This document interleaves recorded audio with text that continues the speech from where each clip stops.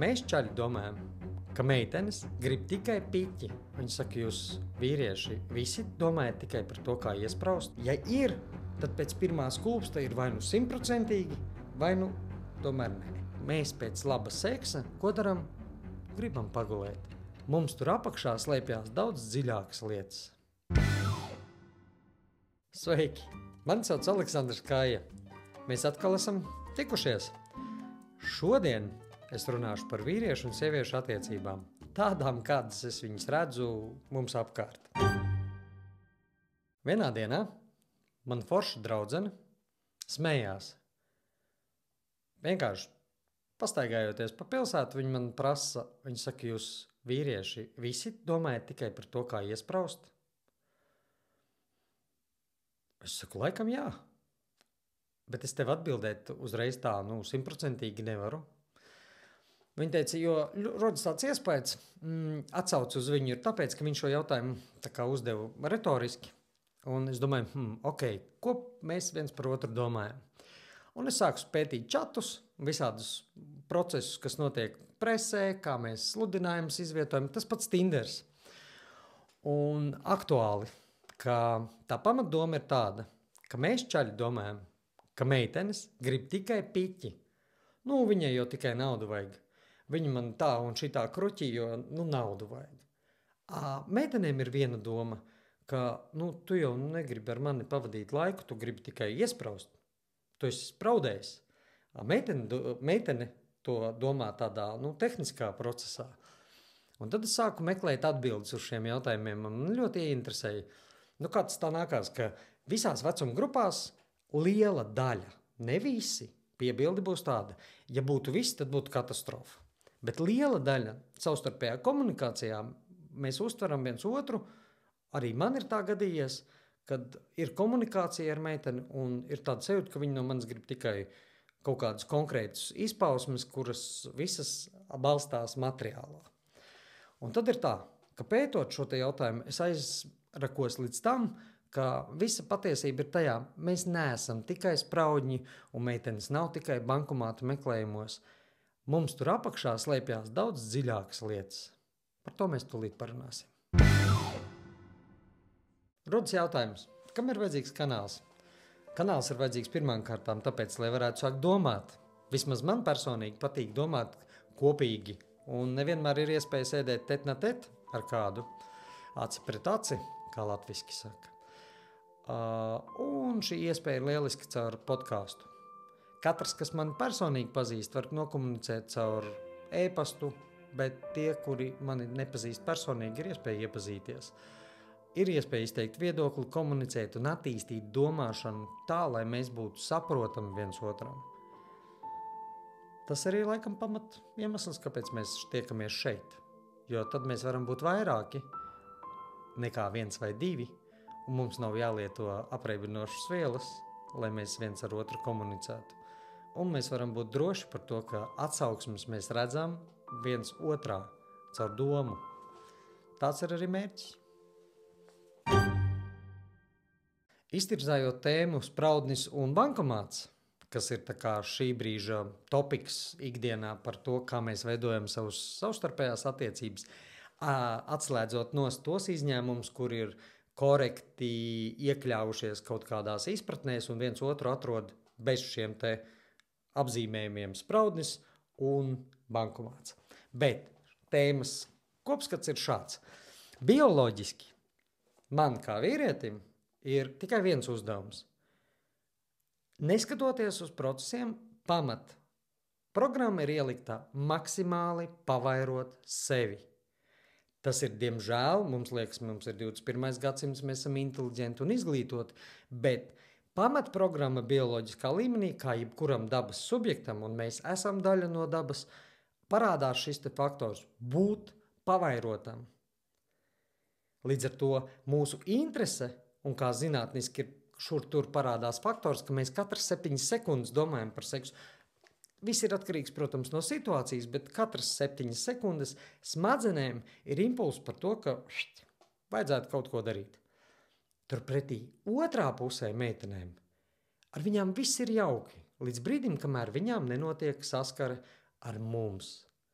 Tanī brīdī, kad norisinās process, izrādās ir ļoti interesanti. Mēs, kad to daram gultā un nodarbojamies ar mīlestību, ar seksu, mūsu miedarbība notiek tanī līmenī, ka bioloģija saslēdzās. No mums iziet materiāls, sieviete šo materiālu saņem, un rezultāts ir kāds. Man kā čalim ir iespēja atrubīties, un kas parasti arī notiek, mēs pēc laba seksa, ko daram?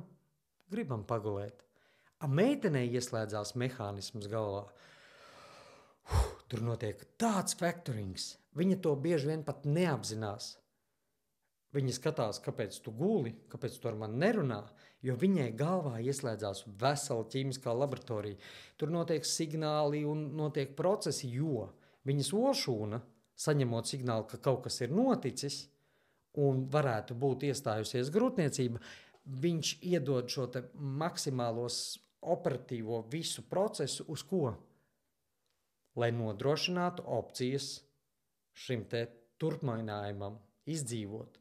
Un, ja čalis ir visu izdarījis, viņš aizmieg, tad meitenei smadzenes ieslēdzās maksimālajā procesā un sāk ļoti intensīvi strādāt pie procesiem. Tas. Sieviete, kad paliek stāvoklī pēc seksa, viņā ieslēdzās izdzīvošanas instinkti maksimālajā. Viņa skatās jau uz vīrieti ne tikai kā uz savu izklaides objektu, bet viņa motivē, cenšas viņu iegūt resursus, jo sievietes uzdevums ir iznēsāt šo te topošo cilvēku un nodrošināt viņu maksimāli ar visu nepieciešamo. Te sākās nākošā spēles daļa, kad vīrietis, ja viņš mīl šo sievieti un ir emocionālā piesaiste, viņš sajūt šo te procesu un viņš izslēdz šo te paradigmu par to, ka sieviete no viņa grib uztaisīt tikai bankomātu. Viņš sajūt, ka kaut kas ir mainījies, un viņš reaģē uz šo sievieti, uztverot, ka jā, vajag jumtu uz galvas, rīkojamies, vajag nopirkt to, daram tā, vajag šo risina. Un viņā ieslēdzās instinkts rūpēties par šo pēcnācēju. Sievietei šī kalkulācija notiek nevis merkantīlu iemeslu dēļ, bet lielākoties tāpēc, ka viņai ir pamatuzdevums sagādāt savam pēcnācējam maksimāli labākos apstākļus. Te būs pauzīte. Ir dažādi sociālie slāņi un dažādi mēs izpaužamies, līdz ar to, piemēram, čalis no augstākās sabiedrības, kuram ir visi resursi pieejami, un viņš izmanto meiteni, kura nāk no stipri zemāka statusa, viņiem var izveidoties šī sadarība, tāpēc, ka viņš jau nejūtās vainīgs, ka viņam ir jānodrošina apstākļi, viņš to pašsaprotami dara. Bet cilvēki, kuri savus resursus izcīna, bieži vien konfliktē, tāpēc, ka viņiem liekas, ka no viņiem pārmērīgi prasa. Te nospēlē lomu tāds interesants faktors, ka labas attiecības veidojās starp līdzvērtīgiem cilvēkiem, kuri nāk no vides, kur ir līdzīga vienam otru. Kā es smējos, zemnieks labāk saprot zemnieku meiteni, kura nāk no tās pašas vidas un spēj saprast, kāpēc čalis aiziet kaut ko darīt tur, nekā, ka, piemēram, zemnieks iemīlēsies princesē un tur sanāks strīdi. Viņi sanāks jau tīri sākotnēji par to, kā resursus izmantot un kā šo pēcnācēju izaudzināt. Bet tas ir tāds faktors, par ko es saprotu, ka viena no skaidrojuma daļām ir dabiska. Čalim ir uzdevums pavairoties, sievietei ir parūpēties par pēcnācēju. Kā tas izpaužās no sociālās vidas, tas, diemžēl, ir redzams tā, ka mēs redzam, ka sieviete ir tā kā materiāliste, ja, ka viņa visu laiku domā tikai par resursiem, čalis ir tikai spraudējis. Paskatīsimies uz vēsturisko, tādu īsu, ko es apskatījos internetārēs, grāmatās, kas bija par rokai. Un ļoti interesants ir moments, ka mēs kā bioloģiski dzīvnieciņi neesam tālu tikuši no pamatfunkcijas. Mums izdodās dzīvot arī bez bērnu pāros visu mūžu laimīgi, bet apakšā šim te visam tomēr ir bioloģija. Un viens no pirmajiem faktoriem, kas mani tā kā uzjundīja papētīt dziļāk, bija faktors par to, kā mēs iepazīstamies. Ja tā paskatās uz mūsu sociālo vidi, neatkarīgi no gadsimtiem, kur mēs atrodam otru pusīti. Ne jau sēžot mājās, ne jau sēžot uz lauka vai fabrikā vai vēl kaut kur. Mēs viņu atrodam komunicējot tādos pasākumos, kas ir atpūta. Un mūsdienās tie ir festivāli, koncerti, izstādes, masu pasākumi, kuros ir pateicības dienas, pilsētu svētki un tādos. Kā tas notiek? Kad mēs kustamies, mums izdalās nedaudz sviedri, nedaudz citu elementu no sevis, un šajā visā procesā mums strādā šis te deguna dobums. Viņš strādā kā uztvērējs, un mēs dejojot ar dažādiem partneriem zaļumballē, nonākam līdz tam, ka kāds no tiem mūs uzrunā īpaši. Mēs īsti ar galvu nesaprotam, kā tas notiek. Arī pašam ir gadījies, kad nodejo ar skuķi ballītē, un tu pēkšņi saproti, tev viss ķermenis vienkārši atsaucās. Tev notiek visādi fizioloģiskie uzmundrinājumi, un viss arī tur, kas nozīmē ko? Kad ir bioloģiskā sadarība. Daba tā ir iekārtojusi, ka mēs šos te feromonus uztveram pat līdz 3 metriem attālumā, īpaši pēc fiziskas aktivitātes. Un meitenes sajūtot čaļa šo te aromātu, viņas iekšēji instinktīvi saprot, ir vai nav. Šeit ir tas faktors, ka ir vai nav, tas nostrādā tīri bioloģiski. Un, ja ir, tad pēc pirmā skūpsta ir vai nu 100%, vai nu tomēr nē. Kāpēc? Tāpēc, ka feromonu uztvere, viņa nekur nav mainījusies. Mēs zinātniski vēl pētam, kā un kurš no šūnu elementiem tur to visu dara, bet process notiek uz to, ka ģenētiski mēs kļūstam dažādāki un veselīgāki, ja mums nostrādā šis te sensors, kas ir degunā. Es papētīju tos jautājumus, un man likās interesanti. Tas sanāk tā, čalis ir sasvīdis, noiet tev garām no skuķa viedokļa, un viņai iekšā notiek tāds wow. Viens ir izskats, tas arī ļoti spēlē lomu, un tā ir redze. Redzēji vairāk seko čaļi. To jest, es redzu skaistu meiteni, un man ir interese. Kas tur tālāk veidosies, ir atkarīgs no šīs te komunikācijas, un zaļumballes, ballītes un ārējie pasākumi ir tie, kas mūs motivē satikties dažādiem slāņiem, dažādām vidēm. Kas ir savdabīgi, ka mēs bieži vien nespējam kontrolēt šo feromonu izraisīto eiforiju, un mūsos notiek ķīmiskie procesi, kas rada, mēs to saucam par iemīlēšanos neprātīgu, un mums aizverās jumtiņš. Nu tā, kad aizkrīt šīberīts, un tev vienkārši tu staigā tā kā kāmīts pakaļ meitenei, un tu nesaproti. Pirms tam viņi tev neko nenozīmēja, tagad tev ir viss, tev jumts ir ciet, un tev liekas, viņi ir dieviete, un viss notiek. Tas ir tikai tāpēc, ka māte daba ir iekārtojusi, lai brīdī, kad mums ir sadarība un pastāv iespēja radīt ļoti veselīgus, salīdzinot ar citām kombinācijām pēcnācējus, viņa rada eiforiskas ķīmiskas reakcijas, kas apmāc smadzenēs šo te loģiku. Tāpēc saka, viņš ir iemīlējies, viņam ir tauriņi vēderā. Tas ir tas ķīmiskais process, ko organisms saorganizē, un tad tu staigā, tev liekas, wow, saule foršāka, ēdiens garšīgāks, drēbes krūtāks, viss ir forši. Un tas nav ne labi, ne slikti. Tas ir dabiski.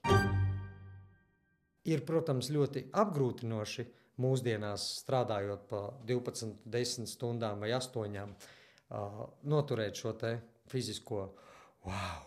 Bet ķermenis jau no tā necieš. Viņš tieši otrādi, viņš iegūst. Apmātais prāts, kurš neanalizē datus, bet viņš uztver to otru partneri kā dievu, kā mazo dieviņu, ir tas, kas mums dod iespēju sevi pārnest labākā kvalitātē bioloģiski. Tas, protams, pāriet. Ir pētījumi, kuros parādās, ka termiņš ir 3 gadi, un tas balstās uz to, ka šis te mazulis, kurš izveidojās šajās partneru attiecībās, ir jau pats spējīgs aiz mātes paslēpties un izdzīvot. Līdz tiem 3 gadiem šī apmātība veidojās tāpēc, ka vīrietis, kurš ir ar sievieti un ir šis te pēcnācējs, tas mazulis ir jāsargā. Un sieviete līdz tiem 3 gadiem mazajam ir ļoti neaizsargāta. Tas ir tie faktori, kas nodrošina šo te partneru attiecību 3 gadi. Ir pieņēmums, ka ja tu uztaisi vēl vienu mazuli, tev pagarinās šis te cikls, un vīrietī iestrādājās šis te pilnais apjoms, ka viņš izstrādā savu vīrišķību, tēvišķumu un rūpes. Tādas lietas notiek. Ir ļoti daudz piemēru apkārt, kur pēc pirmā mazuļa seko otrais, un viss ir stabili un labi. maza piebilde. Tas ir labākās versijas. Mums apkārt viss kaut kas notiek, un nesadarību mēs bieži vien pārvaram neapzināti mākslīgi. Mums ir nepatika pēc skūpstīšanās, kas nozīmē, ka bioloģiskie signāli liecina, ka nevajadzētu būt pēcnācējiem, jo nesadarība ir. Tu it kā skūpsti šo meiteni, un tu jūti, ka tu pēc skūpsti jūties nelabi. Tas liecina par to, ka nevajadzētu veidot attiecības, lai kā tev patīk šis cilvēks. Tu vari uzturēt labas attiecības kā draugs. Bet lielākoties tomēr attiecības kā partneriem nevajadzētu veidot, jo šī te skūpstīšanās pieredze liecina par to, ka tavs ķermenis jau dod tev zināt, ka nebūs labi pēcnācēji veselības ziņā, kaut kādās attīstības lietās. Un šo faktoru mēs bieži vien laižam garām, it sevišķi modernajā pasaulē. Mums liekas, ka mēs to varam pārvarēt. Un tad ir tāda ļoti interesanta lieta, ka pēcāk, kad ir pārvarot šo te nepatiku, ir izveidotas attiecības, veidojās šī šķiršanās un nepatika un kašķi. Un tie ir ne tikai no sociālā, no ikdienišķā viedokļa, bet tīri no bioloģiskā. Ieklausīties sevī tieši pirms tu veido tālāk kaut ko. Lūk.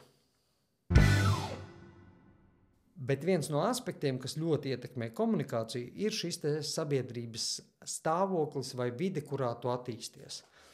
Un pieņemsim, es esmu zemnieks. Man patīk dārs, zeme stādīt. Es kādā pasākumā publiskā iepazīstos ar, diplomāta meitu. Un te iedomājieties situāciju. Tāda ikdiena.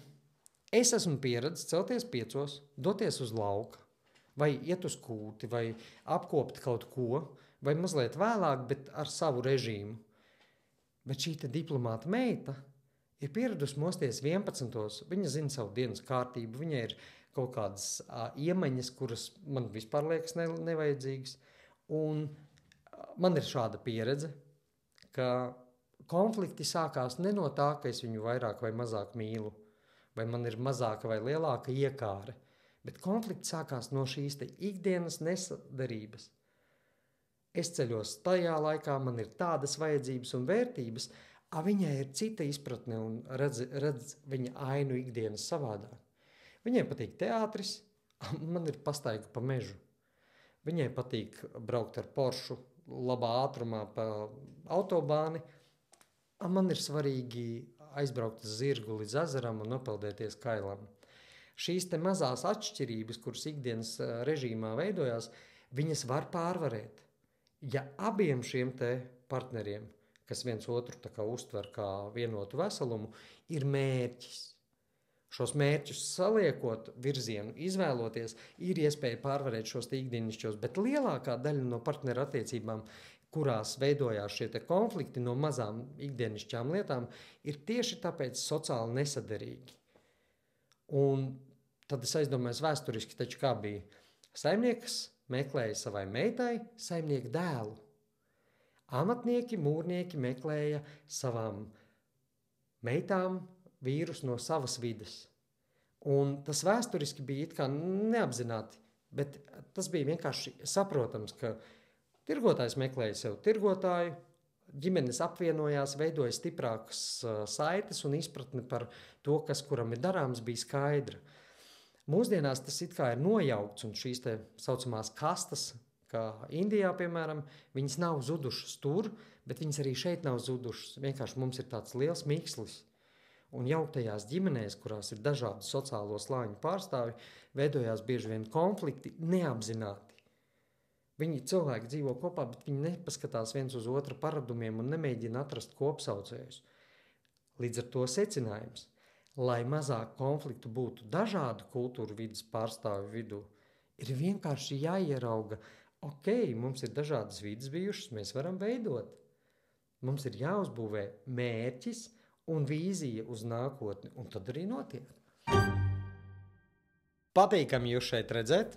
Ja jums ir kādas emocijas izpausmes, droši laikojiet, abonējiet manu kanālu un visi komentāri, kuros jūs kādā veidā vēlaties izpaust savu viedokļu piekrišanu vai noliegumu, droši rakstiet apakšā, komunicēsim. Tas attīsta gan mani, gan arī jums ir iespēja attīstīt savas domas. Mēs esam izgājuši cauri spraudnis, bankomāts. Mēs esam izgājuši cauri bioloģiskiem faktoram, kas ļoti nospēlē lomu, lai izveidotos attiecības. Tas ir tāds virspusējs pārskrējiens par to, ka katrā no šīm sadaļām veidojās šī savstarpējā vai nu sadarība, vai nu nesadarība. Turpinājums manā izpratnē ir svarīgs ar ko? Mēs esam izveidojuši šīs attiecības, neskatoties uz kaut kādiem dažādajiem izpratnes posmiem, mēs atrodam kopsaucēju, un šis mērķis pāri attiecībās ir ļoti būtisks ar ko? Viņš stiprina, un kā es smējos ar to ezīti, ja tev ir mērķis un tev nav resursu, bet tu vari gulēt tajā virzienā, kur šis mērķis ir, un kaut vai skatīties uz to. Tad būtisks faktors visā šī ir izvēle par labu, abi izvēlās par labu šim mērķim, un jā, lielai daļai no šī mērķa galvenām sastāvdaļām ir bērni, bet bērni izaug. Un pēc tā parasti notiek visādi krahi un mahi, un sabiedrībā ir tāds uzskats, ka 40-gadīgs vīrietis paņem 20-gadīgu sievieti. Kāpēc? Tāpēc, ka ir tāds faktors, ko es papētīju, kas notiek ar sievieti pēc 20 gadu kalpošanas ģimenē. Es šoreiz būšu sievietes pusē, jo sevi te es pazīstu. Tas ir par ko? Kāpēc 40-gadīgs čalis izvēlās 20-gadīgu sievieti? Jā, viens ir, ka viņa ir stingrs krūtis, ka viņa ir seja svaiga, ka viņa ir daudz enerģiskāka un tā, bet tas balstās uz to, ka partneris, kas ir blakus, šī sieviete, kuru ir izaudzinājusi ar tevi kopā bērnu, ir nogurusi no ikdienas.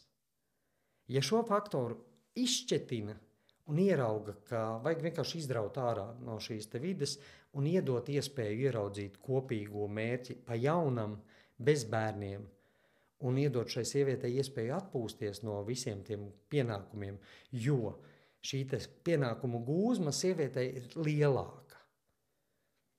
Es godīgi pateikšu, iztīrīt māju nedod Dievs. Tas liekas, kas tur ir noslaucīt putekļus, bet ja tev nav apkopēji, kas atnāk iztīri māju, reāli tas ir baigais darbs. Pēc 2 stundām tev māja tīra, bet tu esi līķis. Kā sieviete, viņa tev pavada uz darbu, sagaida no darba, un vēl pa vidam visu to izdara, plus vēl bērni, plus vēl stress, plus vēl kaut kur arī uz darbu jāiet. Un tad ir tāds ļoti interesants faktors, to jau mēs neredzam. Un vaidēšana tā, kas sakrājās pa gadiem un kura nav uzklausīta, viņa nelīdz. Viņa to čali nenotur, nevis tāpēc, ka viņa ir neglīta vai kāda, viņa vienkārši ir sagurusi. Un ļoti liela iespēja, ka ar viņu laicīgi sākt strādāt pašiem savās attiecībās, ir iespēja, ka nevajadzēs skriet pie jaunas kuķa, jo viņa arī gultā atmodīsies. Un gulta ir liels faktors, kas notur attiecības. Kādam nevajag, bet kādam vajag. Un šis līdzsvars arī ir jāatrod. Un tas nospēlē baigo lomu. Tādu labā nozīmē baigu, ja? Latviski tas tā skan smieklīgi. Bet man patīk. Man patīk tas, ka var risināt, ir tikai jāvēlās.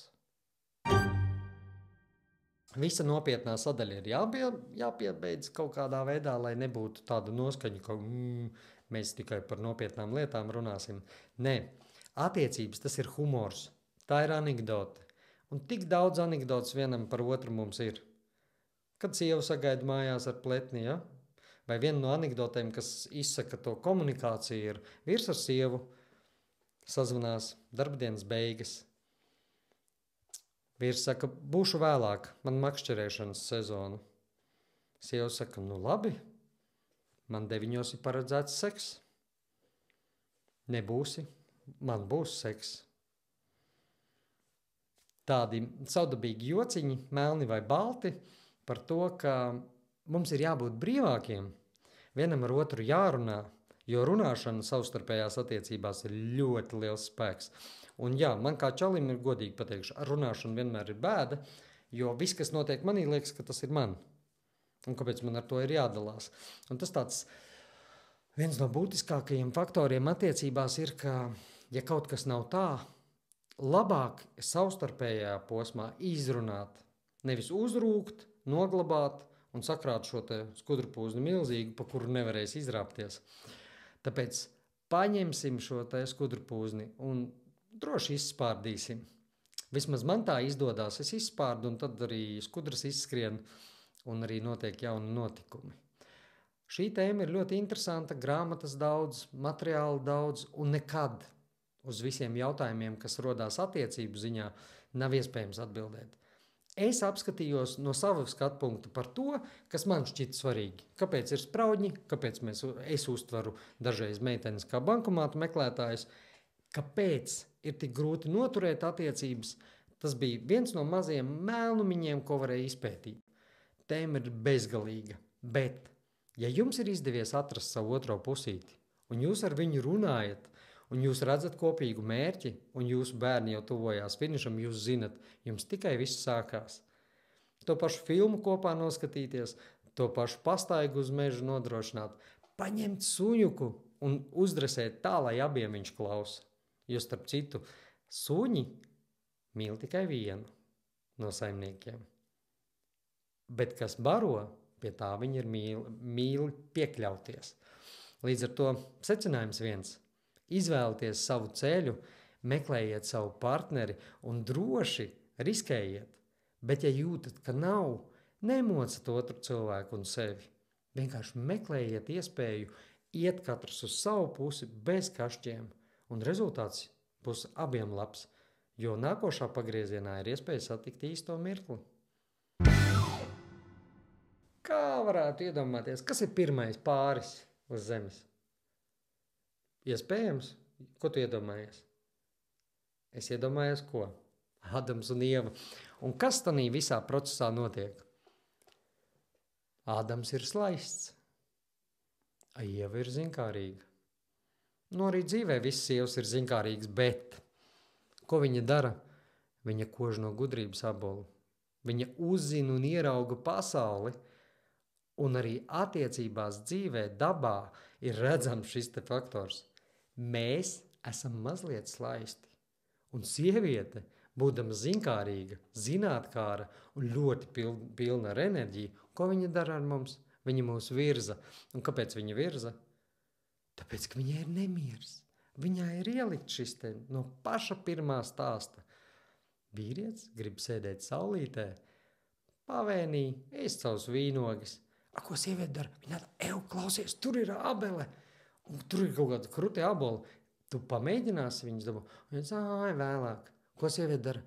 Viņa aiziet. Čuska saka, davai ņem. Un ko sieviete dara? Būs, nebūs. Iekožās šajā abolā. Tā mēs dabonam pirmo pendeli, un kad sieviete iekožās abolā, viss tikai sākās. Mani secinājumi pēc visa šā te īsā ieskata, jo tēmas materiālu ir ļoti daudz, un katrs var sameklēt atbildes uz saviem jautājumiem šajā plašajā pasaulē un paskatīties uz citiem. Izskatot pirmo bankomāts un spraudnis, ir secinājums. Māte daba tā ir paredzējusi, un tad, kad tu satiec īsto, tev nav šie te jautājumi. Otra sadaļa par partneru maiņām, par izvēlēm, par to, kur viņus satikt, vienmēr ir atbild uz šo fantastiski vienkāršo prozīsko tekstu. Kas meklē, tas atrod. Tātad, kam vajag, tas sameklēs. Vienkārši meklējiet. Un noslēdzošais par visu kopsumā ir tāds, ja tu esi atradis, saudzē. Jūti, ka nevari, pasaki otram, ka ir grūts brīdis un ka tev vajag atbalstu un viss notiks. Jo, ja ir savējie, tie nepamet. Nākamā tēma – konflikti. Kā viņi rodās? Paskaties uz to visu. Kā viņi rodās? Kā viņus risināt? Kas viņus izraisa? Un kā viņus varētu tā mierīglīgumiski, jo apkārt ir tādas šausmas. Mēs visi konfliktējam par niekiem un arī par nopietnām lietām. Tāpēc, ja rodās kādi jautājumi, raksti apakšā, atbildi sniegšu, un droši konflikti ir visi risināmi. Tiksimies nākošā nedēļā. Visas emocijas komentāros blinkš, laiki, abonements, viss super. Stāstiet arī savējiem, ka ir tādas opcijas svētdienā paklausīties podcastu, kurā mēs apspriežam to, kas mums ir svarīgs.